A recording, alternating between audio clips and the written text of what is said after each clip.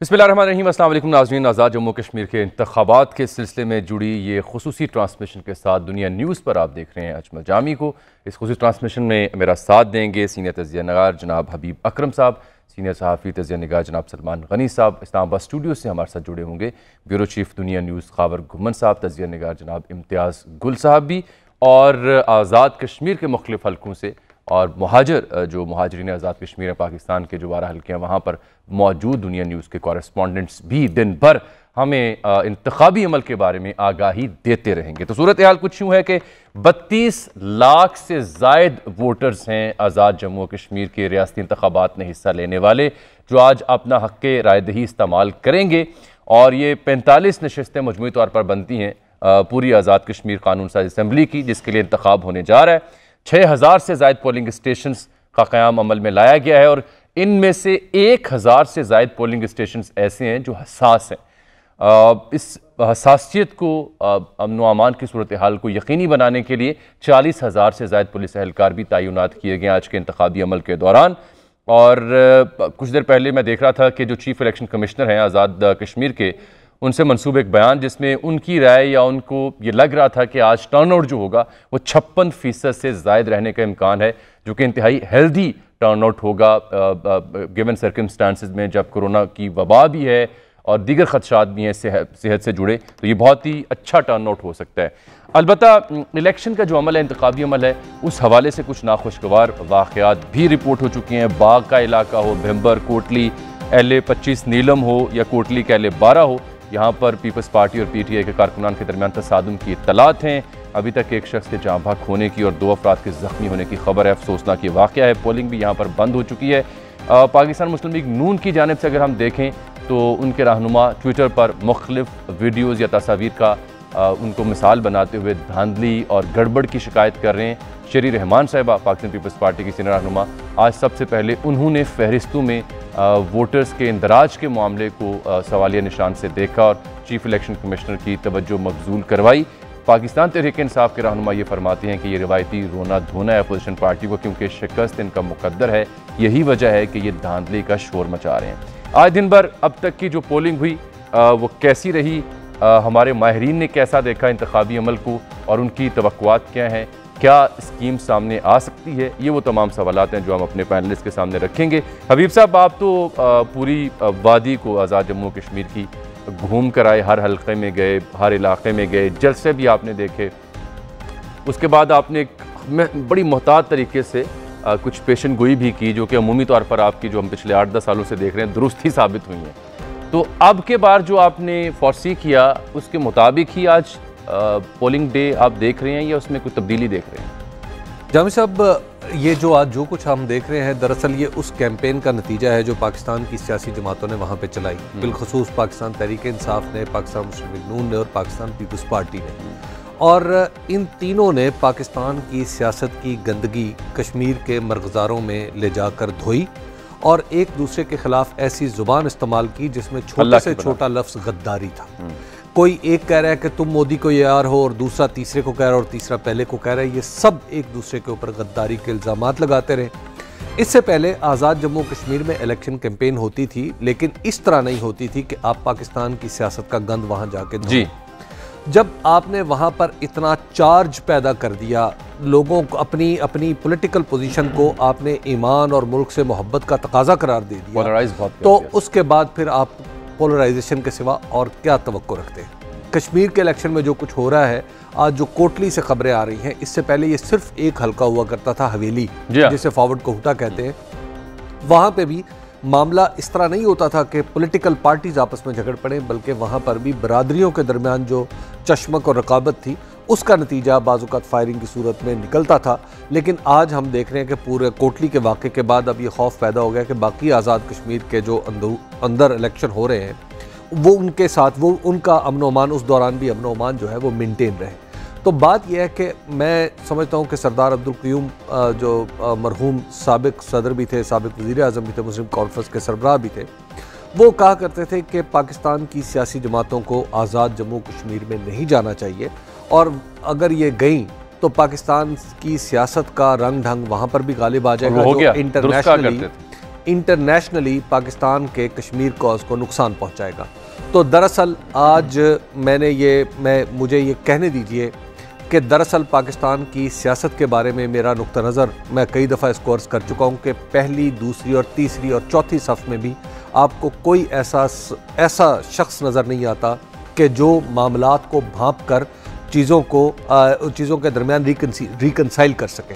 तो आज दरअसल पाकिस्तानी सियासतदानों की और पाकिस्तानी सियासत जमातों की आला तरीन नालायकी का नतीजा हम वहाँ पे भुगत रहे हैं। और आज़ाद कश्मीर के लोग ये कहा जाए कि वो जो मसलहत पसंदी है या मामले को भांपने का जो आपने जुमला इस्तेमाल किया, उसकी बजाय चिंगारियां फेंकी जाती हैं, जगह जगह जुबान की आग लगाई जा रही है, बाकायदा आग लगाई जा रही है। सलमान साहब, एक बड़ा दिलचस्प अमर यह है कि अमूमी तौर पर एक राय ये थी कि गालिबन पाकिस्तान मुस्लिम लीग नून जिसकी हुकूमत थी आज़ाद जम्मू कश्मीर में, उसकी जानिब से ज़्यादा रद्द-ए-अमल देखने को सुनने को मिलेगा पोलिंग डे के ऊपर, तहफ़्फ़ुज़ात के हवाले से, धांधली के हवाले से, अमन व अमान की सूरत हाल के हवाले से। लेकिन ये इब्तिदा जो है वो तो पीपल्स पार्टी की जानिब से हुई। शेरी रहमान साहबा सबके सामने आई और फिर फरदुल्ला बाबर साहब ने ख़त भी लिखा, तहरीरी तौर पर 2 मरासले लिखे हैं चीफ इलेक्शन कमिश्नर को।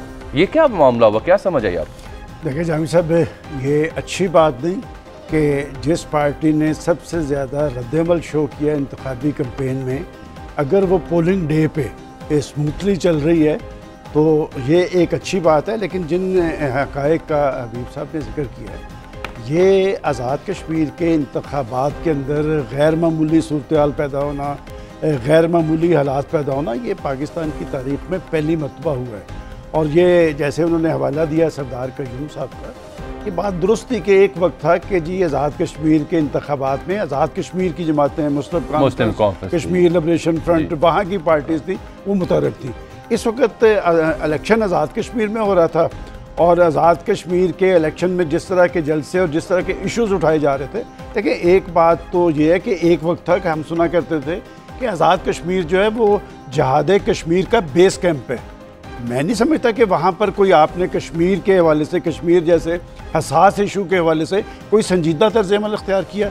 अगर इन सारों के बयानात जो करप्शन, लूट मार, डाकू, चोर, माफिया और फिर मोदी का यार और कश्मीर फरोश, इन सारी चीज़ों को देख लिया जाए तो कोई अच्छी तस्वीर नहीं बनती। लेकिन जो बात अभी आपने बताई कि जी चीफ इलेक्शन कमिश्नर साहब ने कहा कि वहाँ के अवाम 56% के करीब वहाँ वोटिंग की शरह हो सकती है, मेरा ख्याल है ये गेंद जो है वो लोगों की कोर्ट में है कि वो इस सारी सूरत हाल को कैसे लेते हैं। वैसे रवायात तो यही है कि 2011 का इलेक्शन पीपल्स पार्टी की गवर्नमेंट थी तो पीपल्स पार्टी की गवर्नमेंट बन गई 2016 में। जहाँ तक मुझे याद पड़ता है कि 11 में सलमान साहब 22 सीटें ली थी पीपल्स पार्टी ने गालिबन, और फिर 15 में 16 के इलेक्शन में तो 2 था अक्सरियत नून लीग ने। लेकिन एक बात जो हम अपने नाज़रीन को ज़रूर बताना चाहेंगे कि ये क्या वजह है कि वहाँ पर जो कश्मीर के इलेक्शन है वहाँ पर हुक्मरान पार्टी जीती है। ये दरअसल जैसे पाकिस्तान के इलेक्शन में इलेक्टेबल्स जो हैं वो बुनियादी रोल अदा करते हैं। 2016 के इलेक्शन में सिर्फ 2 सीटें तहरीक इंसाफ ने जीती थी, लेकिन आज जब हम सारे ये कहते नज़र आ रहे हैं कि जिसकी हुकूमत इस्लामाबाद में है वहाँ उसकी हुकूमत बनेगी, लिहाजा ये सारा कुछ फिर इलेक्टेबल्स के हाथ में चला गया, पॉलिटिकल पार्टीज़ के हाथ में नहीं है। मैं समझता हूँ कि अगर पॉलिटिकल पार्टीज़ मजबूत हों तो पाकिस्तान के अंदर सियासी कल्चर बेहतर हो सकता है। लेकिन जो आपने कहा कि दूसरे, तीसरे और चौथे कैडर में भी ऐसे लोग नहीं है, मेरा ख्याल है ऐसे लोग मौजूद है, लेकिन वो खामोश इसलिए होते हैं कि वो अगर कोई पॉजिटिव राय का इजहार करेंगे तो खुद उनकी लीडरशिप उनसे नाराज़ हो जाती है, उनका अपना सियासी सर्वाइवल मुश्किल में पड़ जाएगा। गालिबन आप ये कहना चाह रहे थे। ख्वावर घुमन साहब, ये तो इस इंतखाबी अमल से जुड़े कुछ तहफ़्फ़ुज़ात हैं जो माहिरीन ने, तज़किया निगारों ने अपनी राय की सूरत में पेश किए। आपकी मैं टाइमलाइन देख रहा था, आप तो खासे मुतमिन लग रहे हैं इंतखाबी अमल से, सब अच्छे की खबर आप दे रहे हैं। देखें, पाकिस्तान को ये जो प्लानट अर्थ है उससे कहीं बाहर मुल्क वाक़या नहीं है, इसी दुनिया के ऊपर हमारा मुल्क मौजूद है। 22 करोड़ की आबादी है और ज़ाहिर है एक जमहूरी निज़ाम है हमारे मुल्क के अंदर, वो भी हमने वेस्ट से लिया हुआ है। लिहाजा जिस तरह दुनिया के अंदर इलेक्शंस हो रहे हैं, इलेक्शनरिंग होती है, वही प्रोसेस हमारे मुल्क के अंदर जारी व सारी है।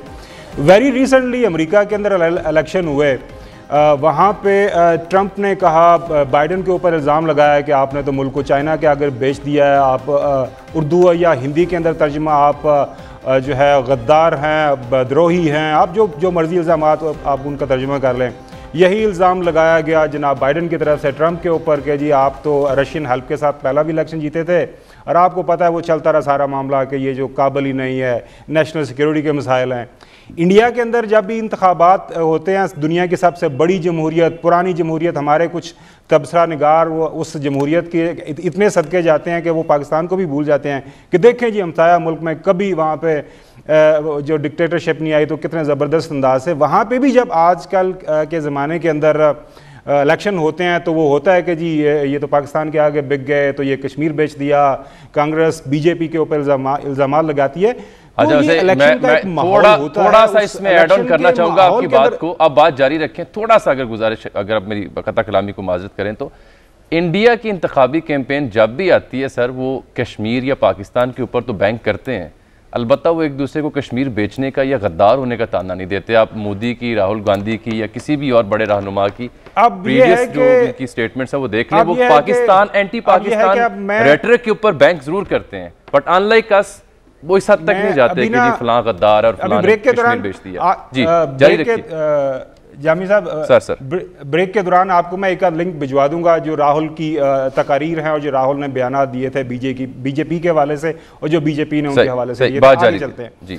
सो कहने का मकसद ये है कि जो इंतखाबी अमल है पूरी दुनिया के अंदर, वहाँ पे सडनली चार्ज माहौल होता है, बयानात दिए जाते हैं। वेरी रिसेंटली जब आपको याद होगा इससे पहले इलेक्शन हुए थे आज़ाद जम्मू कश्मीर के अंदर, वहाँ पे मरियम साहिबा ने जिस तरह के बयान दी और सबसे पहले जो मोदी का यार है, गद्दार है, हमारे नौजवान जो पीपल्स पार्टी का लीडर, उभरते हुए लीडर बिलावल भुट्टो साहब ने ये नारा लगाया था, ये हम भूल जाते हैं। फिर मरियम साहिबा का नारा वो आपको याद होगा, Niazi Zardari, bye bye and सारा कुछ। तो इतना ज़्यादा हबीब अकरम साहब को या सलमान गनी साहब को इतना सेंसिटिव होने की जरूरत नहीं है। इलेक्शन एयरिंग के दौरान पेट भी फाड़े जाते हैं, माइक भी तोड़े जाते हैं, तो ये माहौल होता है। अब सवाल ये है कि क्या ये माहौल तो होता है। एक फिक्रे में एक वजाहत करना चाहता हूँ। अच्छा, उसकी वजह यह है कि ये जो इलेक्शन हो रहा है ये आज़ाद जम्मू कश्मीर का इलेक्शन है। आज़ाद जम्मू कश्मीर की हैसियत को पाकिस्तान या भारत की सियासत पे कयास नहीं किया जा सकता, मेरा ख्याल ये है। ठीक ठीक ठीक सर, थोड़ी सी बात सुन ली है। असल मसला ये होता है कि आप हेड ऑफिस में बैठे हुए हैं, जब दिल करता है आप दरमियान में वो त्रोड़ मरोड़ देते हैं। मेरी बात अगर पूरी सुन लेते तो मेरे ख्याल में आपको ये वजाहत देने का जो है ना जरूरत नहीं पड़ती है हबीब साहब। सर हेड ऑफिस इस्लामाबाद है पाकिस्तान का, सर तसल्ली रखें, बात पूरी कीजिए। अच्छा, रूल्स ऑफ देखें, जो रूल्स ऑफ द गेम होते हैं उसी के अंदर आपने रह के अंदर आपने जो है पॉलिटिक्स करनी होती है। अब पीपल्स पार्टी के जो बड़े थे उन्होंने फैसला किया कि जी हमें जो मेन लैंड की सियासी जमातें हैं उनको एक्सटेंड करना है एजेके की तरफ भी, वो फैसला हो गया। उसके बाद नून लीग वहाँ पे गई। अब जाहिर है इस वक्त पीटीआई इक़्तिदार के अंदर मौजूद है, तो उसी रूल्स ऑफ गेम के तहत वहाँ पे मौजूद हो गए। अब वहाँ पे जब जाते हैं हमारे लीडरान, तो जो एक हमारी सियासत का माहौल है तो उसी के ऊपर बात करनी है उन्होंने। वो कहाँ से, अब मरियम साहिबा आपको कौन से वो फिलोसफर्स की वहाँ पे जो है फ़लसफ़े और उनकी सेइंग सुनाएंगी, या बिलावल भुट्टो साहब बात करेंगे, या इमरान खान साहब वहाँ पे जाके कौन सा फ़लसफ़ा बयान करेंगे? वो वही करेंगे ना कि जो उनकी इन सबको चाहिए था कि ये अली मीन गंडापुर साहब से कुछ सीख लेते, उनका फ़लसफ़ा बयान करते, वो हिकमत भरी बातें करते जो अली मीन गंडापुर साहब कर रहे थे। अब आपको याद है जब मरियम ने कहा था कि वो जो एक 92 का वर्ल्ड कप जीत के आए थे, उस वर्ल्ड के अंदर चुल्लू भर पानी में जो है ना प्राइम मिनिस्टर जो डूब मरे, वो तो आपने सुना था वो कमेंट। और यार ये जामी साहब, मैं आपको ये कह रहा हूँ कि मैं किसी की साइड नहीं ले रहा, आप जो है ना बिल्कुल परेशान हो जाते हैं फौरन से पहले। मैं ये कह रहा हूँ कि ये एक overall across the political party, मैं तो आपकी हमनवाई कर रहा हूँ, परेशान नहीं हो रहा, मैं आपकी हमनवाई कर रहा हूँ, आपकी बात में वजन डाल रहा हूँ, दलील में दलील डाल रहा हूँ पूरी, ताकि आपकी जो खुतबा है वो जरा मजीद तगड़ा हो जाए। जी जी। अब ये आप एक और ताना मार दिया आपने खुतबे का। आपने कमेंट पूछा था सर, मैं कमेंट दे रहा हूं। चलिए बात पूरी कीजिए, गुल साहब की तरफ जाते हैं। उलमा देते सर, स्कॉलर्स भी दे सकते हैं हुजूर। कहने का मकसद ये है, कहने का मकसद ये है कि एक जो है होने को तो बहुत कुछ होना चाहिए, वहां पे बिल्कुल पाकिस्तानी सियासत की बात नहीं होनी चाहिए थी, कश्मीरियों के मसाइल के हवाले से बात होनी चाहिए थी, जो कश्मीर का कॉज है इंटरनेशनल लेवल के ऊपर उसको किस तरह लड़ा जाना है उस पर बात होनी चाहिए थी, कश्मीर के अंदर जो पिछले 10 साल या 15 साल के अंदर पार्टीज हुकूमत में रही है उनकी कारकर्दगी के हवाले से बात होनी चाहिए थी। लेकिन एक माहौल है, उसी को माहौल को ठीक है। खावर घुमन साहब का ये मानना है और उनकी खावर घुमन साहब का नाज़रीन ये तज्जिया है कि जो माहौल पाकिस्तान की सियासत में है तक मजबूत होंगे जो तो रंग फिर पाकिस्तान की बेहतर सियासत में है वही रंग हमें आज़ाद जम्मू कश्मीर की इंतखाबी सियासत में भी मिलने थे, जो कि मामूल का हिस्सा है। ये खबर गुमन साहब के तज्ज़िये का खुलासा है। इम्तियाज़ गुल साहब, आप हमारे माहिरीन की गुफ्तगू सुन रहे हैं, इस इंतखाबी अमल पर आपकी भी गहरी नज़र हमेशा रही है।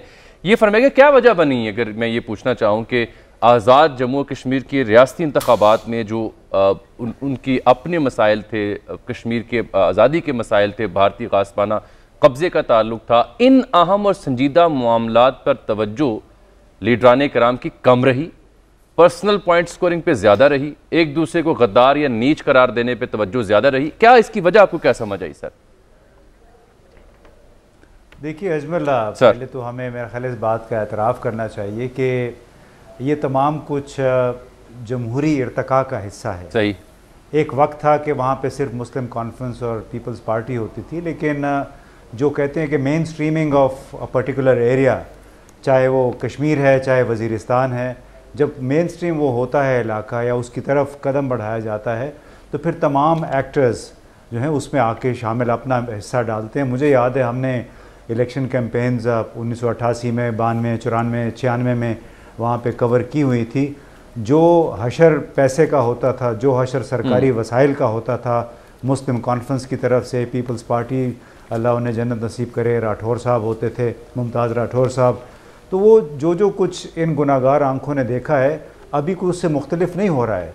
सिर्फ ये है कि ज़्यादा वज़ीर आज़म समेत तमाम लोग खुल के सामने आ गए हैं। वो जो बेस कैंप की बात है कि वो था, तो भाई बेस कैंप तो बड़ी पुरानी बात हो गई है।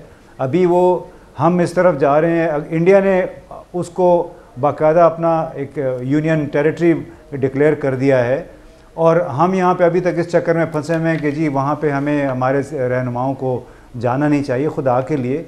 बाज़ औक़ात मुझे लगता है जब हम पैनल्स पे 5-6 लोग बैठे होते हैं तो जो पाकिस्तानी सियासत का जो हम रोना रो रहे हैं वो सियासत हमें उसकी झलक, अब सॉरी माफ़ कीजिएगा, वो मुझे यहाँ भी नज़र आती है कि एक पर्सन एक पॉइंट स्कोरिंग चल रही होती है, हम इश्यूज़ पे तवज्जो नहीं देते हैं।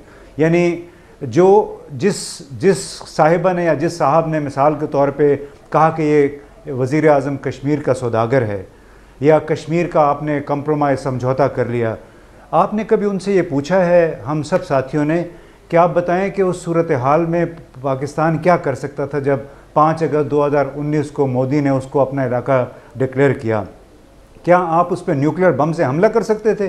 कोई भी हुकूमत होती, क्या आप कश्मीर पे या इंडिया पे फौजकशी कर सकते थे? तो हमें मुझे अफसोस इस बात पे होता है कि हमारे जितने भी दानिश्वर साथी हैं वो डिस्कोर्स को रैशनलाइज करने की बजाय बातचीत को हम जो इंडिविजुअल सियासी रहनुमा हैं उनकी सोच रिफ्लेक्ट करना शुरू कर देते हैं। बाकी जो मैंने शुरू में कहा कि ये तमाम तर जमहूरी इर्तका का, जमहूरी अमल के इर्तका का हिस्सा है और ये उम्मीद है कि किसी मौके पे हम भी इस कश्मीर को अपना कश्मीर कह पाएंगे। ये जो पुरानी बात है ना कि खुसूसी स्टेटस, ये देखिए अमली तौर पे कश्मीर जो उस तरफ का है वो जा चुका है और अमली तौर पे ये कश्मीर हमारा हिस्सा है, इस पे कोई कब्ज़ा नहीं कर सकता है। हम बड़े अरसे से ये कह रहे हैं अपने तमाम दानिश्वरों को, सियासतदानों को, वज़ारत ख़ारजा को कि जो काम 5 अगस्त 2019 को इंडिया ने किया है ये काम हमें बहुत अरसे पहले कर लेना चाहिए था, क्योंकि कुछ लोग हैं बार बार अक़वाम मुत्तहिदा में जो करारदादें उनका जिक्र करते हैं, वो बिल्कुल एक लेजिटिमेट लीगल केस है हमारे हक़ में, लेकिन बाबा अक़वाम मुत्तहिदा एक सियासी फ़ोरम है, कानूनी फ़ोरम नहीं है। उसमें भारत जैसा मुल्क जाएगा तो उसकी सुनवाई होगी, पाकिस्तान की सुनवाई नहीं होनी है। लिहाजा हमें एक प्रैक्टिकल सोच रखनी चाहिए और उन उमूर पे तवज्जो देनी चाहिए जिसके ज़रिए हम कश्मीर को मेन स्ट्रीम कर सकें, उनके अगर शिकायत हैं, शिकवे हैं, उन पे तवज्जो दे सकें। वो ज़्यादा बेहतर होगा का बजाय इसके कि एक दूसरे पे हम इल्ज़ामात कर रहे हैं और इल्ज़ामात को हम मज़ीद फिर बढ़ावा दे रहे हैं अपनी ज़ाती ख्वाहिशात के ज़रिए। हबीब साहब, ये मेन स्ट्रीमिंग का जो कॉन्सेप्ट है अपेरेंटली समझ भी आता है, काफ़ी वजन है इस बात में, लेकिन इस अंदाज की मेन स्ट्रीमिंग से कश्मीर कॉज और अहले कश्मीर को और उनके अंदर जमहूरी अमल को कितना को फ़ायदा होता दिखाई दे रहा है? देखिए, ये जो मेन स्ट्रीमिंग की जो मौजूदा सूरत है कि सियासी जमातों का वहाँ चले जाना, तो इसमें तो दरअसल अपनी अपनी सल्तनत की तोसी है। ये मेन स्ट्रीमिंग नहीं है। मेन स्ट्रीमिंग के लिए आपको बहुत का अपने कॉन्स्टिट्यूशन में तब्दीली करनी पड़नी है। मेन स्ट्रीमिंग के लिए आपको कश्मीर के अंदर इंफ्रास्ट्रक्चर नए सिरे से बनाना है, जो एडमिनिस्ट्रेटिव इंफ्रास्ट्रक्चर है वो आपको नए सिरे से बनाना है। तो ये तो मेन स्ट्रीमिंग का कोई तरीका नहीं है कि आप वहाँ जाके वो गंदगी जो आप यहाँ पाकिस्तान में घोलते रहे हैं, आप वहाँ जाकर भी घोलना शुरू कर दें।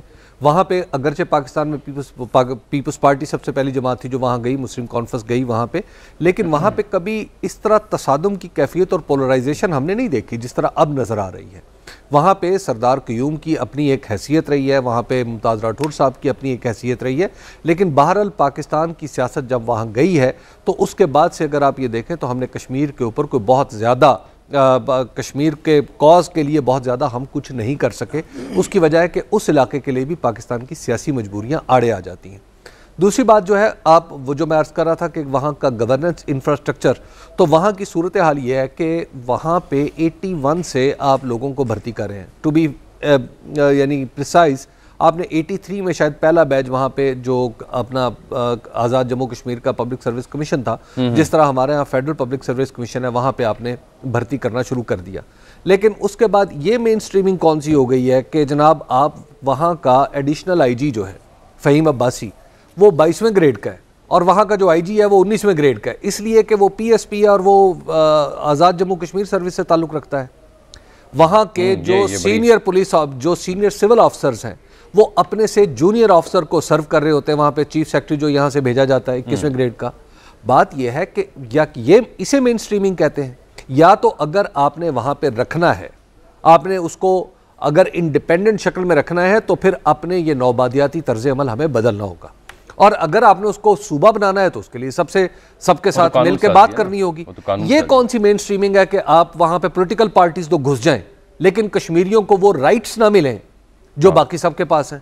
Very true, very true. ठीक, तो लिहाजा ये मेन स्ट्रीमिंग नहीं है, ये महज एक्सटेंशन ऑफ पर्सनल किंगडम है। वो कभी पीपल्स पार्टी उसको वहां उसमें फरियाल तारपुर पर जाके बैठ जाती हैं, कभी वहां मुस्लिम लीग नून के असहाब जाके बैठ जाते हैं, और अब पीटीआई के असहाब वहां जाके बैठना शुरू हो जाए। बस ये है। चलिए, सलमान साहब के बारे में भी, सलमान साहब भी इस बारे में कुछ कहना चाह रहे हैं, लेकिन इस ट्रांसमिशन में एक छोटी सी ब्रेक आई पहुंची है। नाज़रीन, ब्रेक के बाद जब वापस आएंगे तो हम ये भी गौर करेंगे इस संजीदा मौजू के अलावा कि आज जो इंतखाब हो रहा है उसमें कौन से हल्के हैं जो इंतहाई अहमियत की हामिल है, जहाँ ज़ोर के जोड़ की तवक्को हम कर रहे हैं। हबीब साहब से ये भी हम जानेंगे और पेशगोई अपने माहिरीन की सूरत में जान सकेंगे कि वो क्या देख रहे हैं, किस पार्टी के हिस्से में कितनी नशिस्तें आ रही हैं। एक ब्रेक के बाद हमारे साथ रहिएगा।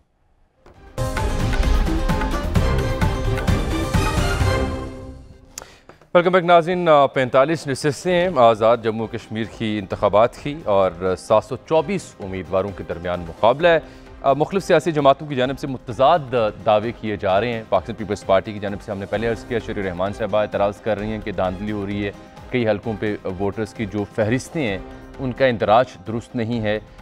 इसके अलावा कोटली में जो आपको मैंने अर्ज़ किया, L12 में तसादुम हुआ पीपल्स पार्टी और पीटीआई के कारकुनान के दरमियान, जहाँ पे अभी तक की इत्तलात के मुताबिक एक पीटीआई का कारकुन ऐसा है जो जाँ बहक हुआ है, 2 अफराद ज़ख्मी हैं। पाकिस्तान मुस्लिम लीग नून की जानिब से भी कई तस्वीर को, वीडियोस को शेयर किया जा रहा है सोशल मीडिया पर और ये एतराज़ किया जा रहा है कि ये धांधली की कोशिश है।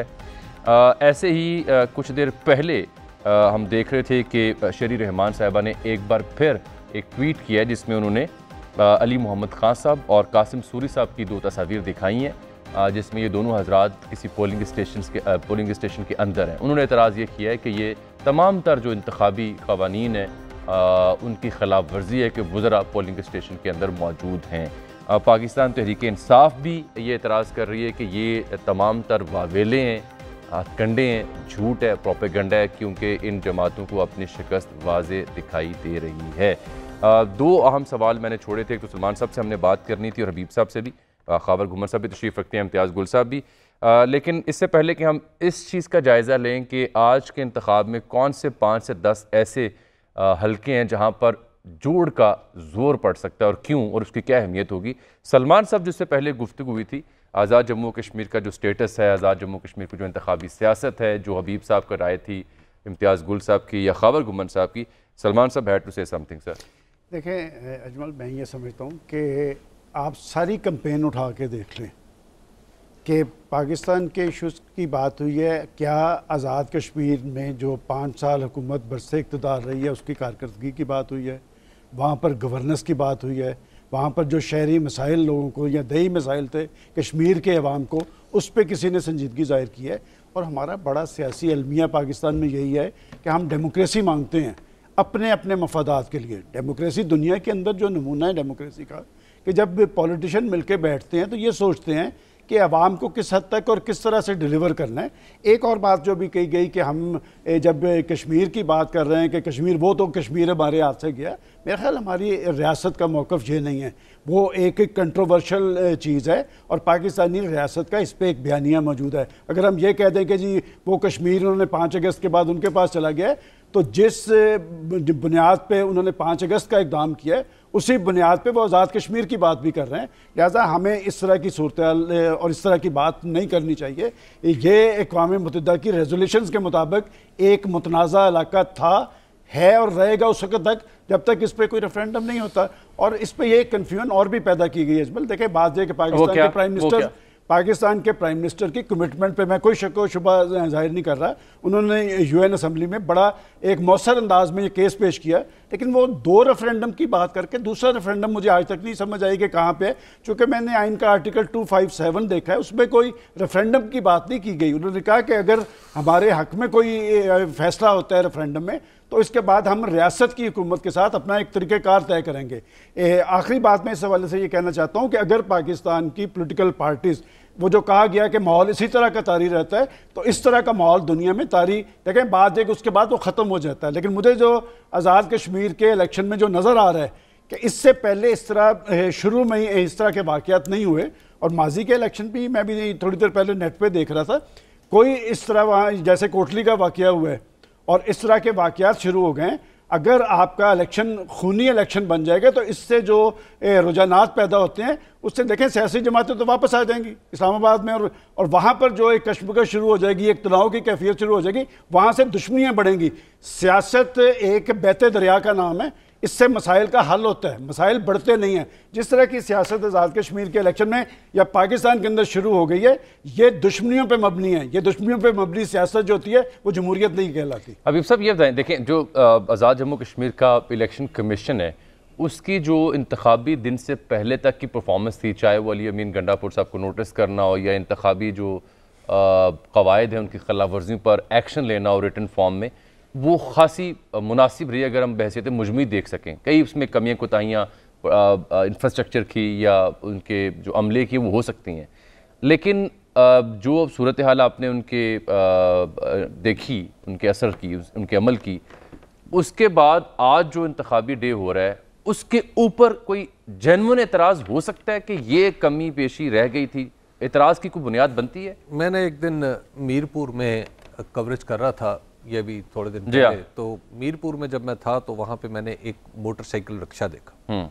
उस मोटरसाइकिल रिक्शे पे 2 आदमी बैठे थे, एक चला रहा था और एक उसके साथ बैठा था, और उसने हाथ में एक लंबा सा डंडा पकड़ा हुआ था। अच्छा। और उस डंडे से वो क्या कर रहा था कि वो तमाम लोगों ने गैर कानूनी या कवायद की खिलाफ वर्जी करते हुए जिन सियासी जमातों ने बैनर्स जहाँ अपने बैनर्स या इश्तहार लगाए थे, वो उस डंडे से, उसके आगे कुछ वो एक काटने वाली चीज़ थी तो वो उससे रस्सियाँ काटता था ज़बरदस्त, और वो वहाँ पे उस रक्शे के जो पिछले कुंडा कहते हैं जी, वो कुंडा वो जनाब डालते थे और उसके अंदर वो रख लेते थे। ठीक है। वो जो ढेर लगा हुआ था उसके अंदर सारे बैनर्स का, वो मैंने देखा कि उसमें पीटीआई के भी थे, उसमें पीपल्स पार्टी के भी थे, उसमें पीएमएलएन के भी थे, उसमें मुस्लिम कॉन्फ्रेंस के भी थे, उसमें सारी जमातों के बैनर्स वो एक रक्शे में उसने डाल रखे थे। तो गोया मैंने तो वहाँ पे बैनर लगते तो नहीं, उतरते हुए देखे और बगैर किसी इम्तियाज़ के उतरते हुए देखे। तो लिहाजा ये आप कह सकते हैं कि इलेक्शन कमीशन मजमूई तौर पे, तो वहाँ आपकी ऑब्जर्वेशन बिल्कुल दुरुस्त है कि ठीक अंदाज में काम कर रहा है।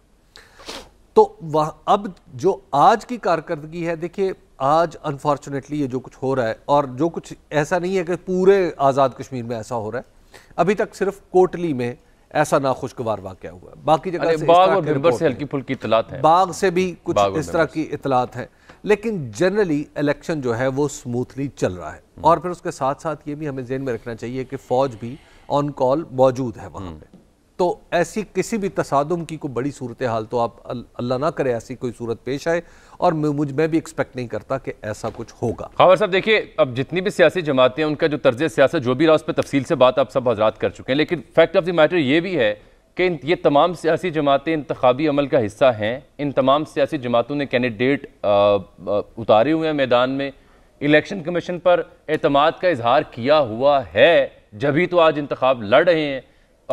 पुलिस वहाँ पर मौजूद है, फ़ौज वहाँ पर मौजूद है, यानी जो एग्जिस्टिंग निज़ाम है उसके ऊपर एतमाद का ये मज़र है कि ये सियासी जमातें इंतखाबी अमल का हिस्सा हैं और आज इंतखाब लड़ रही हैं। तो उस एतमाद के बाद जो थोड़ी बहुत तनकीद आ रही है धांधली की, उसकी क्या हकीकत और क्या फसाना आपको समझ आता है? जामी साहब, 2018 के जब इंतखाबात हो रहे थे, मुझे बड़ी अच्छी तरह याद है, मेरी जिम्मेदारी एज ए ब्यूरो चीफ यहाँ पे लगी कि जी जो रावलपिंडी और इस्लामाबाद के हल्के हैं उसका आप थोड़ा सा एनालिसिस करके भिजवाएं कि यहाँ पे कौन जीत रहा है। यहाँ पे शायद हाकान अब्बासी साहब का हल्का है, इस्लामाबाद का हल्का है, रावलपिंडी, चौधरी निसार और ये उमर साहब आ जाते हैं। वहाँ पे हमने गए, हमारे रिपोर्टर साहिबान गए और हमने वो सारा एक एनालिसिस किया और 100% हमारा एनालिसिस उसी के ऊपर बिल्कुल ठीक बैठा। हबीब अकरम साहब चूँकि इसके एक्सपर्ट हैं, ये हर इलेक्शन में जाते हैं, हर सतह के ऊपर जाते हैं, अभी भी ये वहाँ से होके आए हैं और इनका एनालिसिस रात को मैं इनका प्रोग्राम देख रहा था, ओवरऑल व्यू यही देख रहे थे, बता रहे थे और वहाँ पे जाके उन्होंने यही देखा कि PTI is in the lead और ये बड़े आराम से जो है इलेक्शन काइंड ऑफ एक मेजॉरिटी पार्टी आ जाएंगे, हुकूमत बनाने में कामयाब हो जाएंगे। और मज़े की बात यह है कि 2018 के इंतखाबात जो आम इंतखाबात हुए थे तब भी हबीब अकरम साहब की जो ओवरऑल एनालिसिस था वो यही था कि पीटीआई इतनी सीटें लेगी, लेकिन उससे बाद उस बात से लेके अभी तक हमारे बड़े बड़े जो तबसरा नगार, पॉलिटिकल ऑब्जर्वर और ऐसे ऐसे वो सहीफे लिखने वाले लोग और ऐसे ऐसे फतवे आज तक दे रहे हैं कि 2000 से जो बदतरीन इलेक्शन हो ही नहीं सकता। और आज के इलेक्शन के बाद भी ये एक रवायत बन गई है कि जो एक हारने वाली जिसको नज़र आ रहा है पॉलिटिकल पार्टी को, वो एक थोड़ा सा एक मोमेंटम बनाती है। हमारे यहाँ चूँकि एक रवायत नहीं बनी कि जो हारने वाला है वो जीतने वाले को मुबारकबाद दे, उसको सिलेक्टेड नहीं इलेक्टेड कहे, उसको कहे ठीक है यार मैं हार गया हूँ, 5 साल आपके पास हुकूमत है, आप करें और मैं आपको तमाम तर इख्तलाफात के बावजूद आपके इस प्रोसेस को मानता हूँ। ओवरऑल प्रोसेसेस हमारे मुल्क के अंदर इलेक्शनियरिंग के फ्रैंकली स्पीकिंग इतने बुरे नहीं हैं। जिस तरह का एक हवा क्रिएट कर दिया गया है कि एज एफ के पाकिस्तान के अंदर तो इलेक्शन होते ही मैनेज्ड हैं, ऐसी कोई बात नहीं है। द रोल ऑफ एस्टैब्लिशमेंट एक सर्टन लेवल के ऊपर एक है, वो आपकी जो ओवरऑल पॉलिटी है, आपका जो एक सेटअप है, स्ट्रक्चर है, उसके अंदर जो है बाय डिफ़ॉल्ट सेटिंग के तौर पर है। आपके चारों तरफ आपके दुश्मन बैठे हुए हैं, आपको एक बड़ी फौज की ज़रूरत है, अफगानिस्तान, मशरकी बॉर्डर, बाकी जो सारे मामलात हैं वो एक आपको आपकी फॉरेन पॉलिसी, आपको आपकी जो है डिफेंस के रिलेटेड सिक्योरिटी के मामलात के आप नहीं, उसमें जारी बात है, किसी को एतराज़ नहीं है। मैं आपकी कथा कलामी थोड़ी सी, क्योंकि मुझे एक ब्रेक लेनी है और उससे पहले मैंने इम्तियाज़ गुल साहब से एक बात करनी, मैं वापस आता हूँ सर आपकी तरफ, क्योंकि अभी हमने ये अनाउंसमेंट कर रखी है कि हम जायचा पूरा जायज़ा लेंगे कि कौन कौन से अहम हल्के हैं जहाँ जोर का जोड़ पड़ सकता है, कौन कौन से बड़े बुर्ज उलट सकते हैं। आज तफसील हम आपके सामने बयान करेंगे प्रोग्राम के अगले हिस्से में, लेकिन अभी जाते जाते सबसे पहले मैं इम्तियाज़ गुल साहब से उनकी आखिरी इस घंटे की आखिरी राय लेना चाह रहा हूँ। गुल साहब, ये देखिए, आप इंतखाबी अमल को करीब से देखते आए हैं माजी में भी, ये जो इल्ज़ाम है शरी रहमान साहिबा का कि ये मुनज़्ज़म धांधली है, उनकी मुराद है 2 वज़रा पोलिंग स्टेशन में मौजूद हैं, अली मोहम्मद खान साहब हैं और कासिम सूरी साहब हैं, जो मैंने उनकी ट्वीट की सूरत में देखा। ये एतराज़ किस हद तक दुरुस्त है? इस एतराज़ की कानूनी और आइनी हैसियत क्या मालूम होती है और क्या वाकई अगर वज़रा पोलिंग स्टेशन के अंदर चले जाते हैं तो इंतखाबी अमल मुतासिर होता है? देखिए, मालूम नहीं कि अब इलेक्शन कमीशन ने उनको क्यों इजाज़त दी है और किस गर्ज से वो इलेक्शन कमीशन में गए, ये तो मामला बिल्कुल इन्वेस्टिगेट होना चाहिए। बात हमें करनी चाहिए सियासी जमातों की अपनी कारकर्दगी की, कि उनमें अपना उनका कॉन्डक्ट जो है, अपना तर्ज अमल जो है वो कितना जमहूरी है। दूसरा, आप शुरू में चूँकि प्रोग्राम में आपने बात की थी शहर रहमान साहबा से मंसूब की कि उन्होंने वोटर्स लिस्टें हैं उनके हवाले से कोई एतराज़ात किए हैं, तो अब देखिए कितने अफसोस की बात है कि ये काम होता है, वोटर लिस्टें बहुत पहले छप चुकी होती हैं जी हाँ, और ये काम होता है फिर सियासी जमातों का और काम क्या है?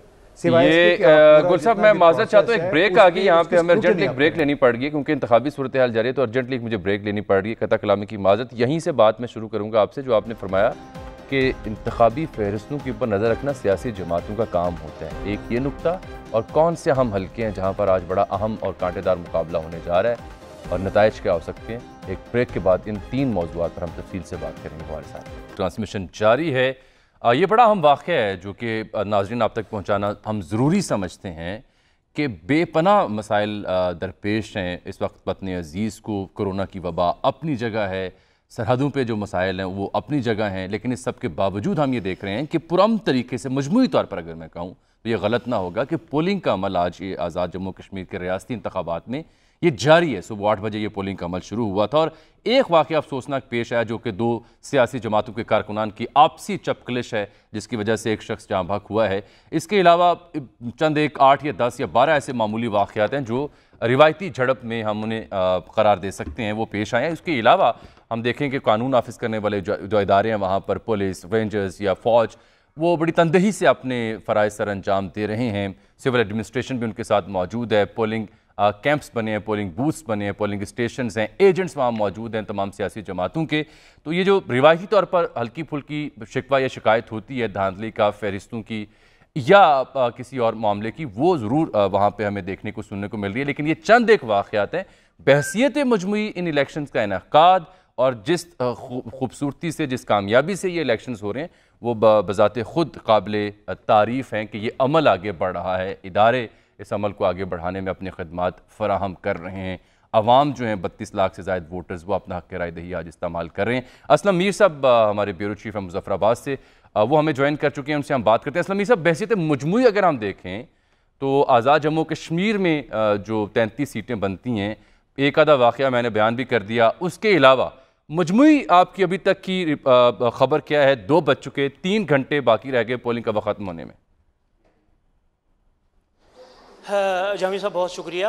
ये अफसोसनाक वाक़या जो है ये कोटली में पेश आया है। चौधरी यासीन साहब जो अपोजिशन लीडर रहे हैं कानून साज असम्बली में, और वहाँ पे जो है पीपल्स पार्टी और पाकिस्तान तहरीक इंसाफ के कारकुनान आपस में लड़ पड़े हैं और एक कारकुन जो है वो जहाँ बक हुआ है। और उसके अलावा जो है मजमूई तौर पे आज़ाद कश्मीर के 33 इंतखाबी हलकों में अब तक जो है पोलिंग पुरअमन तरीके से जारी है। जहाँ तक इस हलके का ताल्लुक है, ये जो कोटली चढ़ोई में है, इस हलके में सिर्फ उस पोलिंग स्टेशन की हद तक पोलिंग को रोक दिया गया है और बाकी पूरे हलके में जो है इस वक्त भी पुरअमन तरीके से पोलिंग जारी है।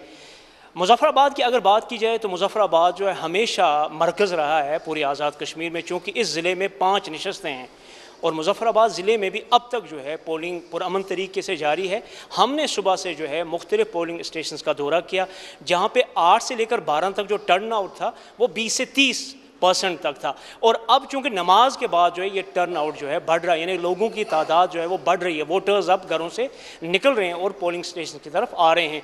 यानी आप कह सकते हैं कि इस वक्त इस पुरअमन माहौल में जो टर्न आउट है वो 40 से 50 की तरफ बढ़ रहा है। और वक्त गुजरने के साथ साथ मेरे ख्याल में 4 और 5 बजे के दरमियान ये जो आपको लगता है असलम साहब कि ये 5 बजे के बाद हम मोहतात अंदाजे में कह पाएंगे कि ये 50% ज़ायद टर्न आउट चला गया? क्योंकि चीफ इलेक्शन कमिश्नर तो प्रेडिक्ट कर रहे थे कि ये 56% से भी ज़ायद होगा। मैं यही अर्ज़ कर रहा हूँ, जिस तरह चीफ इलेक्शन कमिश्नर साहब ने कहा उन्होंने बिल्कुल दुरुस्त फरमाया है। मैंने जिस तरह आपको बताया है कि एक तो गर्मी है और दूसरा आज आतवार का दिन था और अक्सर आपने देखा है जो मर्द हजरात होते हैं वो लेट ही उठते हैं। और इसी तरह आज़ाद कश्मीर के दीगर इलाकों में भी जो हमारे पास रिपोर्ट्स आई हैं, एक सरप्राइज़ ये है और एक अच्छी बात है कि ख़वातीन वोटर्स की तादाद जो है वो बहुत ज़्यादा बाहर आई है। यानी कि उनका जो टर्न आउट, अगर आप सिर्फ ख़वातीन की बात करें, उनका टर्न आउट इस वक्त 50 से 60% तक है। मर्द टर्न आउट जो है वो 12 बजे तक 40 था, अब वो 40 से आहिस्ता आहिस्ता बढ़ रहा है। जिस तरह मैं कह रहा हूँ आपको कि 50% तक पहुँच चुका है और पोलिंग का वक्त जब ख़त्म होगा यानी 5 बजे, उस वक्त ये ओब्वियसली टर्न आउट जो है 65 को भी अबूर कर सकता है। रही बात कि मुज़फ़्फ़राबाद डिवीज़न के जो 2 ज़िले और हैं जिसमें ज़िला नीलम है और लीपा है, वहाँ पे भी जो हमें इतलात मिल रही हैं कि देहात में जो टर्न आउट है वो सुबह 8 बजे से लेकर 12 बजे तक 50 से 60% रहा है। वादी नीलम का जो अपर इलाका है जिसमें शारदा है और इसी तरह से वादी नीलम का जो लोअर इलाका है, चूँकि ये देहात हैं, यहाँ पर रात को लोग जल्दी सोते हैं, सुबह उठते हैं, तो वहाँ जो हमें हमें रिपोर्ट्स मिली हैं कि वहाँ पे टर्नआउट इस वक्त जो है वो 60 के ऊपर जा रहा है। इसी तरह अगर आप बात करें यहाँ करीबी हमारा ज़िला बाग है, दीरकोट का इलाका, जहाँ साबिक वज़ीर-ए-आज़म सरदार अतीक अहमद खान साहब इलेक्शन लड़ रहे हैं, उस हल्के में इस वक्त टर्नआउट जो है वो 60 से ऊपर चल रहा है और पोलिंग स्टेशन के बाहर जो है वो क्यूज़ नज़र आ रहे हैं। और इस वक्त जिस पोलिंग स्टेशन पे मैं भी मौजूद हूँ, यहाँ पे भी वोटर्स की एक बड़ी तादाद है, ख़वातीन की भी और मर्दों की भी। तो आप जामी साहब ये कह सकते हैं कि आज़ाद कश्मीर के इंतखाबात न सिर्फ पुरअमन बल्कि पूरे जोश और जज्बे के साथ इसमें जो है राय दहंदगान। बहुत शुक्रिया असलम मीर साहब, आपसे हम गाहे गाहे मालूमात लेते रहेंगे, ताज़ा अपडेट्स। हबीब साहब, वो जो हमने ट्रांसमिशन के पहले हिस्से में एक सवाल उठाया था नाज़रीन की दिलचस्पी के लिए कि जो लोग इस सियासत से दिलचस्पी रखते हैं, ये तो बयान कीजिए, क्योंकि आपने 33 हल्के जो हैं आज़ाद जम्मू कश्मीर के रियासती इंतखाबात के, उनको कवर किया है ख़ुद जाके हर हल्के में। तो अगर हम ये कहें 5 से 6 कौन सी ऐसी नशिस्तें, ऐसे हल्के हैं जहाँ ज़ोर का जोड़ पड़ सकता है? कौन से 5 से 6 ऐसे उम्मीदवार हैं जिनके दरमियान कांटे का मुकाबला है? और फिर दूसरा सवाल इसके ज़िमनी वो भी ले लीजिए कि कोई बड़े बड़े बुर्ज भी उलट सकते हैं इस इंतखाब में जो 4-5 तो प्राइम मिनिस्टर हैं। हाँ जी, मेरा ख्याल है कि देखिए इस वक्त जो सबसे ज़्यादा अहमियत जिस हल्के को दी जा रही है वो हल्का है जहाँ से बाग का, जहाँ से तनवीर इलियास साहब पाकिस्तान तहरीक इंसाफ के टिकट पे खड़े हुए हैं। ठीक, उसके मुकाबले पे राजा यासीन है मुस्लिम कॉन्फ्रेंस के, और उनके मुकाबले पे मुश्ताक मिन्हास है। हाँ। तो अगर उस हल्के में होने वाली डेवलपमेंट पिछले दिनों 2-3 दिन से सोशल मीडिया पर बड़ी चल रही है कि वहाँ पर जमात इस्लामी के रशीद अहमद तुराबी साहब ने बैठ गए हैं, वो अपने एब्डिकेट कर गए हैं वहाँ से और फिर विड्रॉ कर गए हैं और वो तनवीर इलियास साहब को सपोर्ट कर रहे हैं। उनकी वहाँ पे बरादरी भी है और रशीद तुराबी साहब ने पिछली दफ़ा ये अरेंजमेंट पाकिस्तान मुस्लिम लीग नून के साथ मुश्ताक मिन्हास के हक़ में की थी और उसके बाद फिर वो MLA बने थे, लेकिन वो रिज़र्व सीट पर MLA बने थे जी। इस दफ़ा उन्होंने ये अरेंजमेंट पाकिस्तान तहरीक इंसाफ के साथ की और तनवीर इलियास के साथ की है। तो यहाँ पर इस हल्के में एक दिलचस्प वाक़या भी ये पेश आया कि वहाँ पर आपको याद होगा कि एक नौजवान ने, राजा जरनोश नामी नौजवान था, उसने जूता उछाला था हमारे अली अमीन गंडापुर साहब की तरफ। तो उसको जब पुलिस ने पकड़ा तो फिर इसी इलाके में मुस्लिम कॉन्फ्रेंस के जो उम्मीदवार थे राजा यासीन, उन्होंने ये किया कि उनको उठाया, यानी उनको बाकायदा थाने से छुड़वा के लाए और जैसे सियासतदान करते हैं कि शोर ज्यादा मचाते हैं, और फिर उनका जुलूस निकाला इस हल्के में। अच्छा, इस्तकबाल किया बाकायदा नौजवान को एक गाड़ी में जिसकी छत खुली होती है, वो उस गाड़ी के उस छत में से बाहर निकला और वो लोगों को इस तरह हाथ हिला रहा था वहाँ पे कि जिस तरह कोई बहुत बड़ा लीडर है जो कोई फातिहाना कोई उसने काम किया है और उसका जुलूस निकाला जा रहा है। तो मुस्लिम कॉन्फ्रेंस ने वहाँ पर जीतने के लिए हर हरबा इस्तेमाल किया और चूँकि तनवीर इलियास साहब जो है वो एक वज़ीर आज़म के कैंडिडेट के तौर पर भी टिप किए जा रहे हैं, तो लिहाजा ये हल्का बहुत ही इंपॉर्टेंट हल्का है। और यहाँ साहब एक पॉइंट जो आपने राजा यहाँ पे बताएं कि मुश्ताक मिन्हास से मुकाबला होगा या राजा यासीन से मुकाबला होगा? देखिए, जब यहाँ पे 3 वे मुकाबला हो चुका है, यहाँ पे अब तीनों के बीच में मुकाबला है, तो उसके साथ फिर अगला जो मामला है, यानी उसके बाद आप, लेकिन ये तुराबी साहब वाला फैक्टर बड़ा इंपॉर्टेंट है क्योंकि इनका असर वहाँ पे ये भी बताया ना कि मामला क्या हुआ है। सिर्फ देखिए तुराबी साहब का मामला जो था वो जब पिछली दफ़ा भी हुआ था तो उस वक्त में भी मैं वहाँ था, तो वहाँ पे भी इसी तरह की बातें हो रही थी कि जनाब तुराबी साहब ने कोई खुदा न खास्ता पता नहीं कोई अरेंजमेंट कर ली है, कोई पैसे का लेन देन हुआ है या कुछ इस तरह की बात हुई है, लेकिन उस वक्त भी उनका ये डिसीजन वाइज था और उस वक्त भी और आज भी देखिए उस वक्त भी जमात इस्लामी का ये डिसीजन था और अब भी वहाँ की जो ज़िलाई क़यादत है जमात इस्लामी की वो इसकी मुशावरत में शरीक है, जो मेरी मालूमात है। अब बाकी ये फिर जमात इस्लामी का अपनी जमात इस्लामी को वैसे यूँ भी मतलब हर चंद कहें कि है नहीं है वाली सूरत हाल है, तो जमात इस्लामी अपने तौर पे अगर कोई अपने आप को कोई थप्पड़ मारना चाहती है मुंह पे तो मारती रहे, उसका तो कोई इलाज। अच्छा, ये तो हो गया एक हल्का। मैं कता कलामी को जाहिद हुसैन साहब ने हमें ज्वाइन किया, सीनियर तजिया निगार हैं, इंतखाबी अमल पर गहरी नज़र रखते हैं, पाकिस्तान का इंतखाब हो या आज़ाद जम्मू कश्मीर का हो। जाहिद साहब बहुत शुक्रिया आपके वक्त से दुनिया न्यूज़ की ट्रांसमिशन के लिए। ये फरमाइएगा कि ये बात तो बहरहाल ऐसी है जिसको हम सराह सकते हैं कि कोरोना हो या मुल्क को दरपेश दीगर चैलेंजेस हों, इन सब के बीच इंतखाबी अमल का इनेकाद और सो फार रिलेटिवली स्मूथ एक अमल जो है वो हम देखने को हमें मिल रहा है। इंतखाबी हक़ का लोग इस्तेमाल कर रहे हैं, हमारे 32 लाख से ज़ायद वोटर्स, ये तो काबिल तारीफ़ है ही। इसके साथ साथ के कुछ चंद एक शिकायत रहती ही हैं। जाहिद साहब देखिए, ये बात तो सही है कि इन हालात में इलेक्शन होना एक अच्छी निशानी है और मेरा ख्याल ये है कि एक सियासी अमल का हिस्सा होती है, पोलिंग हो सकती है कि रिलेटिवली स्मूथ हो, लेकिन पूरा अगर इलेक्शन का आप देखें तो उसमें जो है उसमें आपको नजर आता है कि इसमें पाकिस्तानी सियासत की जितनी एक लिहाज से जितनी इन्हसास है वो हमें पूरी कैंपेन के दौरान नजर आती थी। और यही बात हमें जो है वो ऐसा लगता था कि ये इलेक्शन आज़ाद कश्मीर का नहीं है, बल्कि पाकिस्तान का जितनी बिटरनेस है सियासत में वो सबका इजहार वहां पे हो रहा था।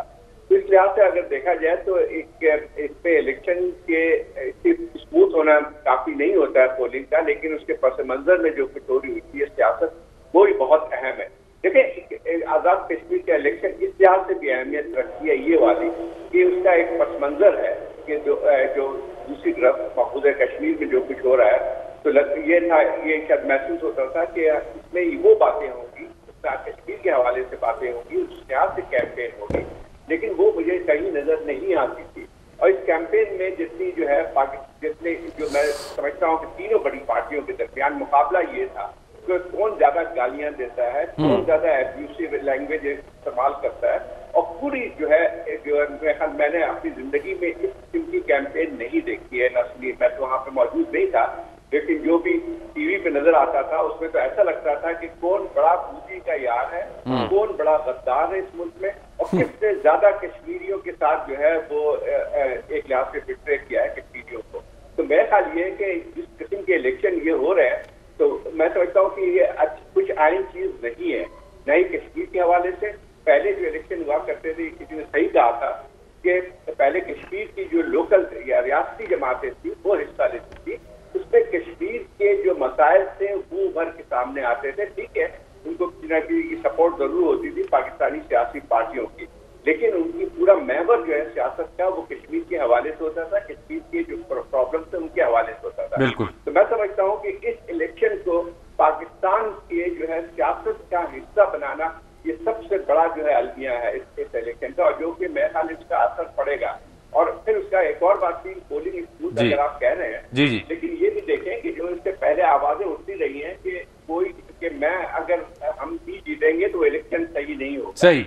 अब इस जी तो मैं समझता हूँ कि ये सारी चीजें भी सामने आती हैं। जाहिद हुसैन साहब, आपको नहीं लगता कि हमें ये मामला जो है इसका ना सिर्फ एक पहलू जिसकी तरफ आपने इशारा किया, बल्कि ये भी कि ये पाकिस्तान के जनरल इलेक्शन के साथ होने चाहिए।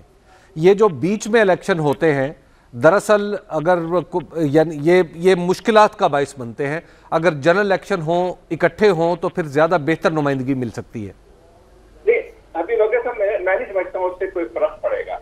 अच्छा, बहुत से उसमें मेरा ख्याल ये है कि उसको फिर पाकिस्तानी की सियासत से पूरा जुड़ जाएगा उसको, और मेरा ख्याल ये है कि उससे कोई फायदा नहीं होगा। और आमतौर पर दुनिया के दूसरे ममालिक में भी देखते हैं वो मुख्तलिफ रियासतों के जी मरहलावार इंतखाबात होते हैं, बिल्कुल मरहलावार इंतखाबात होते हैं, तो मेरे ख्याल इसमें कोई हर्ज नहीं है। ये लेकिन यहाँ पे जाहिद साहब, यहाँ पे जो हबीब साहब ने बात की उसके पीछे दलील एक ये भी दी जाती है ना कि अमूमी तौर पर यहाँ तस्वुर ये है कि वफाक में जिस पार्टी की हुकूमत होगी, आज़ाद जम्मू कश्मीर के रियासती इंतखाबात में भी वही पार्टी हुकूमत साजी करेगी, चाहे वो 2011 की पीपल्स पार्टी हो, 15 की पाकिस्तान मुस्लिम लीग नून हो, या अभी की राय हो कि PTI वहाँ से जीत गई।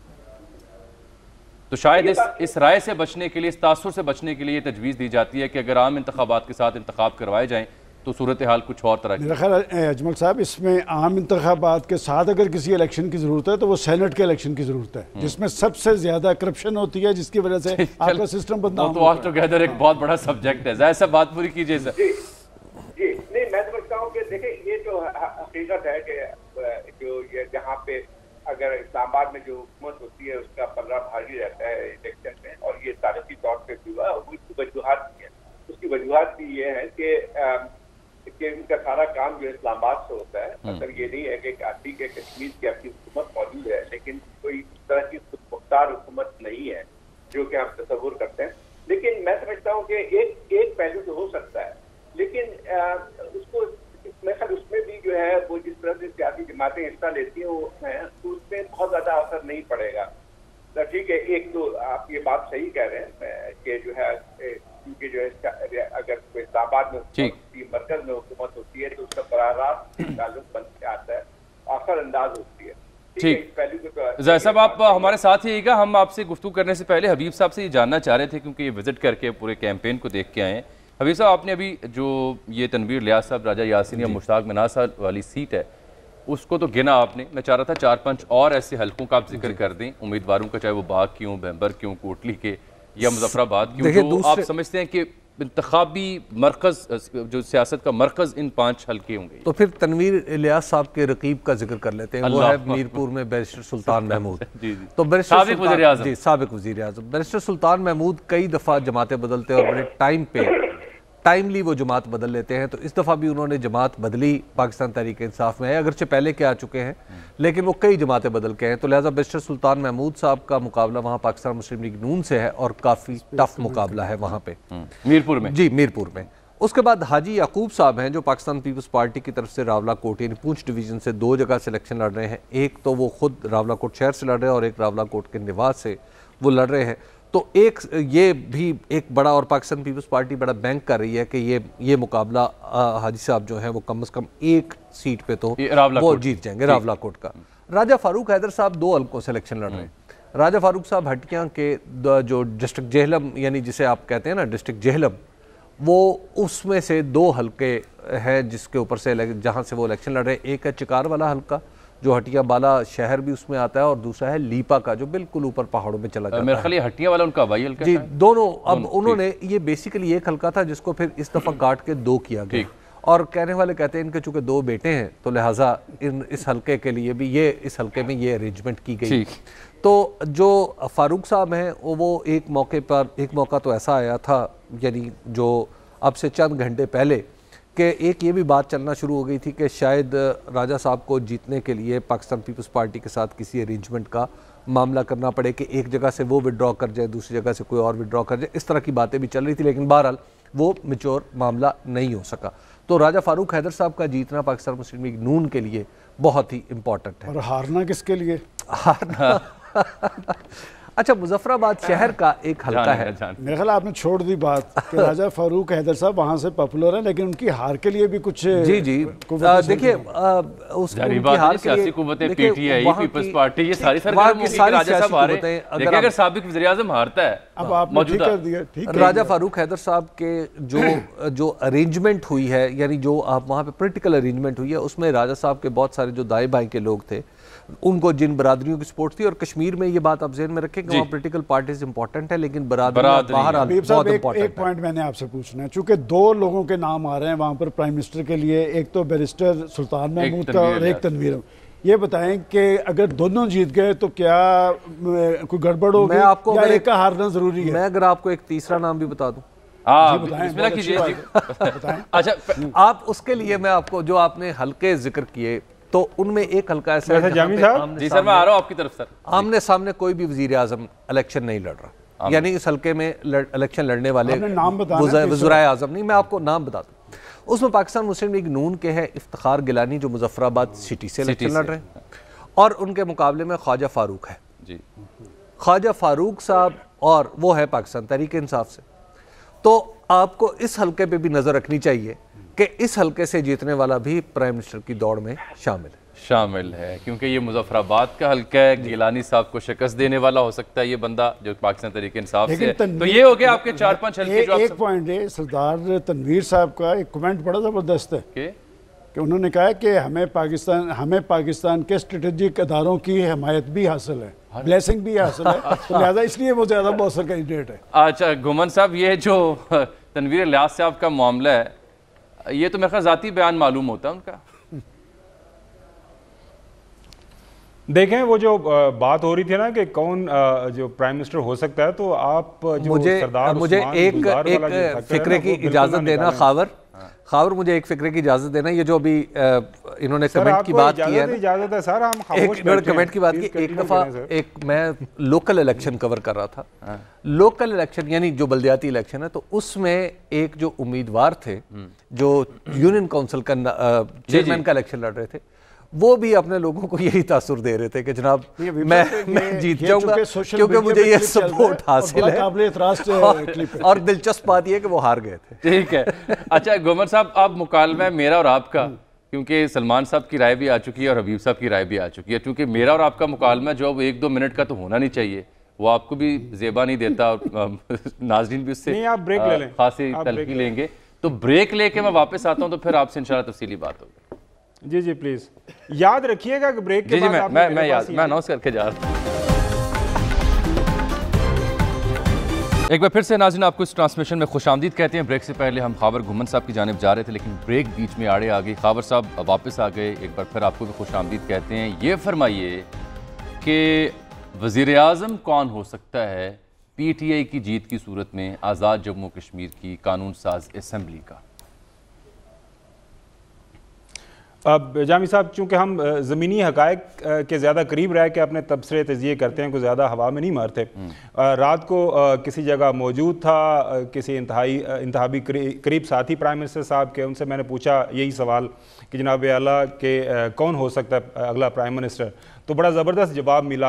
आपको याद होगा मैंने और आपने ही वो स्टोरी इकट्ठे ब्रेक की थी उस्मान बुज़दार वाली। उन्होंने कहा जी उस्मान बुज़दार का फैक्टर जो है उसको बिल्कुल रूल आउट ना करें। देयर इज़ अ पॉसिबिलिटी कि उस्मान बुज़दार को निकल आए कहीं किसी कोने खोदरे से। लिहाजा ये जो नाम लिए जा रहे हैं तनवीर इलियास, बैरिस्टर साहब या कोई और दूसरे तीसरे, हो सकता है कि इनके अलावा भी कोई बंदा आ जाए, कि एक टोटल सरप्राइज आप एक्सपेक्ट करें। एक चीज़ थोड़ा सा आपका वक्त लूँगा, हाईलाइट मेरे ख्याल में हमें करने की बड़ी अशद ज़रूरत है। वो ये कि आज हम पूरी दुनिया को ये बता रहे हैं कि जो हमारे पास आज़ाद एंड जम्मू कश्मीर मौजूद है, वहाँ पे हम लोगों को ये राइट दे रहे हैं कि वो अपने नुमाइंदे चुनें, एक सेंस ऑफ ओनरशिप उनको दे रहे हैं। और ये ऐसा नहीं है कि जिस तरह इंडियन ऑक्युपाइड कश्मीर है कि टोटल वहाँ पे कर्फ्यू लगा हुआ है, हड़ताल होती है सर, हड़ताल होती है वहाँ पर, मुबस्सरीन नहीं जा पाते वहाँ पर। अच्छा, हम पूरी दुनिया को ये बता रहे हैं कि आए देखें हमारी जो साइड के ऊपर एक जमहूरी जो अमल है कितने ज़बरदस्त तरीके से हो रहा है। एक और जो चीज़ उस्मान गनी साहब कल भी एक हमारे प्रोग्राम में जिक्र कर रहे थे, आज भी उन्होंने जिक्र किया, आर्टिकल 257 क्या कहता है। आर्टिकल 257 ये कहता है कि जब जम्मू एंड कश्मीर वाले फैसला कर लेंगे एक्सीड करने का पाकिस्तान के साथ, उसके बाद रियासत का जो इंतज़ाम होगा पाकिस्तान के साथ, वो that will be determined according to the wishes of that people. वो that wishes according to prime minister can be जो है वो सीख की जा सकती है थ्रू रेफरेंडम। मेरे ख्याल में इसमें कोई out of the box solution नहीं है। वो PMLN का एक कल इसके ऊपर बयान आया था, इसके ऊपर आर्गूमेंट हो सकता है। तीसरी बात जो बात पैदा करनी चाहिए, अकरम साहब ने कंफ्यूजन की बात की है, कंफ्यूजन पैदा करनी चाहिए। अच्छा, there is no confusion on that. और जो हबीब अकरम साहब ने बात की ना, खुदा न खास्ता वो तराबी साहब के बारे में ये खबर, हबीब अकरम साहब, सियासत इक़्तिदार के हसूल के लिए होती है और पॉलिटिक्स के अंदर कोई चीज़ इम्पॉसिबल नहीं है। वो अपने जो मारूजी हालात के मुताबिक देख रहे हैं कि उनकी अरेंजमेंट एक सियासी अगर अरेंजमेंट है, वो खुदा न खास्ता कोट एंड कोट जब आपने लगा दिया। ये वैसे हबीब साहब की जो राय थी ना, वो भी यही थी कि इससे पहले जब वो मुश्ताक मनाज साहब के हक में बैठे थे तो मारूजी हालात की वजह से बैठे थे, और हबीब साहब का जुमला था कि मेरा ख्याल है उन्होंने दुरुस्त फैसला तब भी किया था और अब भी किया है। तो वो तो मारूजियत मेरा एतराज जामी साहब खुदा न खास्ता, मेरा एतराज खुदा न खास्ता पे था। ये खुदा न खास्ता इसमें मतलब पैसों के लिए, पैसों के लिए हैपनिंग ऑन ग्राउंड मेरे ख्याल में। तो ये सारी सूरत हाल है और इस्लामाबाद से खबर यही है कि ये जो नाम लिए जा रहे हैं, ये मैं जाती तौर पर आपसे एग्री करता हूं, क्योंकि सुनगुन ऐसे ही है। आप चूंकि अक्सर शाम के बाद ऐसी महाफिल में होते हैं जहां से खबर आ जाती है इस्लामाबाद बैठने का फायदा, तो कुछ हल्की फुल्की हवाएं आ जाती हैं आपके तवस्सुस से। तो खबर यही है कि ऐन मुमकिन है कि उस्मान बुज़दार फैक्टर वहां भी प्रवेल करे जैसे पंजाब में किया था। ये आपकी बात मैं जाती तौर पर इससे एग्री करता हूं, क्योंकि हो सकता है कि जो बड़े बड़े दो नाम उनमें से एक हार भी जाए, ये भी ऐन मुमकिन है। हबीब साहब जी, उस्मान बुज़दार फैक्टर कौन हो सकता है? देखिए, आपको मैंने एक तीसरे हलके के बारे में बताया कि एक हलका ऐसा है कि जहां पे आपको नज़र रखनी चाहिए, और मेरा ख्याल है कि वो भी हो सकता है। दूसरी बात ये देखिए, जो प्राइम मिनिस्टर का फैसला है ना, उसमें आपको दो चीज़ें सामने रखनी पड़ती हैं। एक ये है कि पार्टी को किसने जिताया है। हाँ, आप ये देखिए कि वहाँ पे दो ही लोग हैं जो काम कर रहे हैं अपने हलकों से बाहर। एक का नाम है बैरिस्टर सुल्तान महमूद, दूसरे का नाम है तनवीर इलियास। तीसरा कोई शख्स ऐसा नहीं है जो बाहर काम कर रहा हो अपने हलके से निकल के। पंजाब में ऐसी सूरत हाल नहीं थी कि पंजाब का कोई एक शख्स यहाँ पर पार्टी को लीड कर रहा होता और फिर उसका इस्तेहकाक होता कि उसको वज़ीर आला बनाया जाए जब पाकिस्तान तहरीक इंसाफ जीत जाती। तो वहाँ पे कम से कम दो कंटेंडर मौजूद हैं, और इस सूरत हाल में अगर कोई हार जाता है या कोई तीसरा शख्स सामने आ जाता है तो वो फिर एक अलग सूरत हाल होगी। इस तरह की जब हुकूमत बनाई जाती है वो बहुत अच्छी चलती नहीं है। राजा फारूक हैदर साहब जब बने थे तो खुद राजा फारूक हैदर साहब के बारे में क्वेश्चन मार्क थे मुस्लिम लीग नून के अंदर जब वो वजीर आजम बन रहे थे, और वजीर आजम बनने के बाद भी क्वेश्चन मार्क रहे, लेकिन राजा फारूक हैदर ने वो कैंपेन लीड की थी वहां पे, इसलिए ये उनका इस्तेहकाक था। और खुद प्राइम मिनिस्टर हाउस के अंदर जिन नामों में गौर हो रहा था उस वक्त, उसमें से एक मुश्ताक मिनास का नाम था। बिल्कुल ठीक, बिल्कुल ठीक। आज जाहिद साहब, सलमान साहब, जाहिद साहब से अगर आप इजाजत दें टेलीफोन लाइन पर हमारे जुड़े, मैं आपके पास आता हूँ, मैंने आपसे पार्टी पोजीशन आपकी राय में लेनी है। जाहिद साहब ये फरमाइएगा कि ये बड़ा इंपॉर्टेंट नुक्ता है कि अनलाइक ऑक्यूपाइड कश्मीर जहाँ पर स्ट्राइक होती है, फौज होती है, लिमिटेड पोलिंग स्टेशंस हैं, इंडिपेंडेंट ऑब्जर्वर्स नहीं जा सकते विटनेस करने के लिए जो वहाँ पे सो कार्ड कठपुतली इंतखाबात होते हैं। हमारे यहाँ जो प्रोसेस है सबके सामने है, यूएनओ के लोग भी आते हैं, इंटरनेशनल मीडिया भी आता है कवर करने के लिए। ये बड़ा इंपॉर्टेंट फैक्टर है पाकिस्तान के लिए। हम इसे उस तरह से क्यों नहीं प्रमोट कर पाते या पेश कर पाते कि ये देखिए ये हमारे हिस्से का कश्मीर है? मेरे ख्याल बिल्कुल सही बात है कि जो उसका तो मुआवजा कर ही नहीं सकते हैं जो कि मौजूदा कश्मीर में हो रहा है, और हमारे आज़ाद कश्मीर में कोई उसमें कोई मुकाबला ही नहीं। मतलब ये कहना कि जो है वहाँ कैसे इलेक्शन होते हैं वो हमें सबको पता है।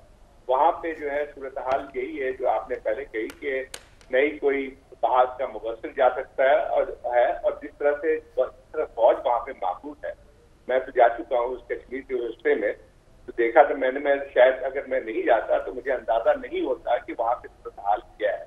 मैं 2005-2006 में गया था, तो मैंने जो देखा था कि वहाँ पे उस जमाने में थोड़ी सूरत हाल बेहतर हुई थी क्योंकि यहाँ पे मुज़ाकरात चल रहे थे हिंदुस्तान और पाकिस्तान, बस सर्विस भी शुरू हुई थी, लेकिन उसके बावजूद भी जो कंसंट्रेशन ऑफ ट्रूप्स है इतना वहाँ पे देखा मैं मुमकिन नहीं है उससे ज्यादा हो। बिल्कुल, मतलब 6 लाख फौज, मैं तो यहाँ तक देखा था कि तकरीबन हर 10 किलोमीटर पर एक बड़ी चौकी होती है, और लेकिन ये कि हर एक मील के फासले पे ऐसा लगता था कि हर शख्स वहाँ पे कैदी है, तो खुद उसको वो तो छोड़ दे कि मतलब ये है कि यहाँ इस हिस्से में यहाँ पे आजादी भी हासिल है लोगों को, न सिर्फ ये है कि अपने राय दही का, बिल्कुल आप दुरुस्त फरमाएं, बल्कि उनको और चीजों पे भी बहुत ज्यादा जो है पाकिस्तान। बहुत बहुत शुक्रिया जनाब जाहिद हुसैन साहब, आपके वक्त का कीमती वक्त का बहुत शुक्रिया। बड़ा अहम नुकता आपने उठाया, मवाजना किया आपने मकबूजा वादी का और यहाँ के इंतखाबात का। सलमान साहब, पार्टी पोजीशन क्या दिखाई देती है आपको? सर पहले तो जी ये प्राइम मिनिस्टर की जो बात हुई है और वो हबीब साहब ने जो कहा है कि जो 2 कैंडिडेट्स का नाम लिया जा रहा है, देखें ये सियासत और दौलत का मुकाबला है पार्टी के अंदर, और मेरे ख्याल में जिसने प्राइम मिनिस्टर बनना है दूसरा नहीं जीत पाएगा, और ये भी खारिज अज़ इम्कान नहीं कि कोई डार्क हॉर्स हो, और इस हुकूमत में तो तावीज़ भी बड़ा काम दिखाते हैं। ये दोनों जीत रहे हैं, चले अच्छी बात है, ये तो मैं अपना असेसमेंट दे रहा हूं, ये तो रात तक पता चल जाएगा, थिंक टैंक में डिस्कस कर लेंगे इसको। अच्छा दूसरा बात है कि तावीज़ हो सकता है किसी के पास तावीज़ भी हो, और दूसरी बात जो आपने कही ना कि जी क्या पार्टी पोजीशन है, देखें हम सबका ये कंसेंसस है कि जिसकी हुकूमत इस्लामाबाद में होती है उसकी वहाँ बनती है। नंबर 1 पे तहरीक इंसाफ होगी, नंबर 2 पे पाकिस्तान मुस्लिम लीग नून होगी, और नंबर 3 पे पाकिस्तान हबीब अकरम साहब पार्टी पोजीशन अगर हम 33 हल्कों का जिक्र कर लें, 12 जो मुहाजिरीन के हल्के हैं पाकिस्तान भर में, उसके ऊपर मैं राय दे दूंगा। आप जो 33 हल्कों का अगर जायचा देखिए जी, 33 हल्कों में मुझे लगता है ये है कि जो मेरी अंडरस्टैंडिंग है, अगर पीटीआई वर्स्ट परफॉर्म करे तो 12 सीटें लेगी, अगर एवरेज परफॉर्म करे तो 16, अगर बेस्ट परफॉर्म करे तो 20। ये आप 33 हल्कों की जी, मैं 33 हल्कों की बात कर रहा हूं, तो 12 मैं इसको जी 16, तो लिहाजा आप सेफ बेट पे आप इसकी जो 15 से 17 सीटें, 15-16 गल करो ना, ऐसे ना करो। नहीं देखिए, ये बड़ा मुनासिब है कि आपको सारी दुनिया देखती है, आप थोड़ा सा ना नहीं लार्जेस्ट पार्टी 3 ऑप्शन जो आप सुनना चाह रहे हैं, मैं वो भी अर्ज कर रहा हूँ। जो लार्जेस्ट पार्टी है, खावर साहब बड़ी क्लियर बात, जो लार्जेस्ट पार्टी है वो बाहर तौर पाकिस्तान तहरीक इंसाफ है जी, चाहे वो वर्स्ट परफॉर्म करे चाहे वो बेस्ट परफॉर्म करे। आप कर रहे हैं 33 में से, आप कर रहे हैं 15 से 17। जी, मैं उन्हें समझ रहा हूं कि सेफ बेट जो है वो पाकिस्तान तहरीक इंसाफ के लिए 15, 16, 17 आप यहां पे, और पीपल्स पार्टी और नून लीग कहां खड़ी है? देखिए, जहां तक पीपल्स पार्टी, अगर पाकिस्तान पीपल्स पार्टी का अंदाजा, पाकिस्तान पीपल्स पार्टी के बारे में जो मैंने देखा है, वहां पे वो 4 नशिस्तें ऐसी हैं जहां पर पाकिस्तान पीपल्स पार्टी को बर्तरी हासिल है जी, और उसके बाद जो मुस्लिम लीग नून है वो 6 से 8 नशिस्तों पर अगर बहुत अच्छा परफॉर्म करे। एक मुस्लिम कॉन्फ्रेंस किससे में मुस्लिम कॉन्फ्रेंस की नशिस्तें 2 हो सकती हैं, जम्मू कश्मीर पीपल्स पार्टी की नशिस्त सरदार अतीक जीत सकते हैं या नहीं? सरदार अतीक साहब को एक वॉक ओवर मिला कि वहां पर एक जलसा था पीटीआई का जो नहीं किया गया। ठीक, और जहां तक ये 12 हल्के हैं मुहाजिरीन के जो मुकीम है पाकिस्तान में, तो 12 नशिस्तों में से नौशहरा, लाहौर और कराची की नशिस्त पर नून लीग कभी नहीं जीती, बाकी रह जाती हैं 8। तो इन 8 में से 4 या 3 की तवक्को कर रही है पाकिस्तान मुस्लिम लीग नून, और जो आज़ादाना माहिरीन है इसका जायज़ा पेश करते हैं। तो ये सूरत हाल होगी। पीटीआई के बारे में माहिरीन का ये मानना है कि लीड करेगी। पुरअमन इनेकाद अलबत्ता हो रहा है, जो खुशाइंद है। जमहूरियत का अमल आगे बढ़ रहा है, ये भी खुशाइंद है। उम्मीद करते हैं कि पुरअमन तरीके से ही नताए जाएंगे और तमाम सियासी जमातें इनको एक्सेप्ट करते हुए जमहूरी अमल में आगे बढ़ेंगे, एक दूसरे को मुबारकबाद देंगे। ये इंतखाबात की ट्रांसमिशन का सिलसिला दुनिया न्यूज़ पर जारी रहेगा। आपसे मिलेंगे 4 बजे। फिलहाल आप देख पाएंगे न्यूज़ बुलेटिन।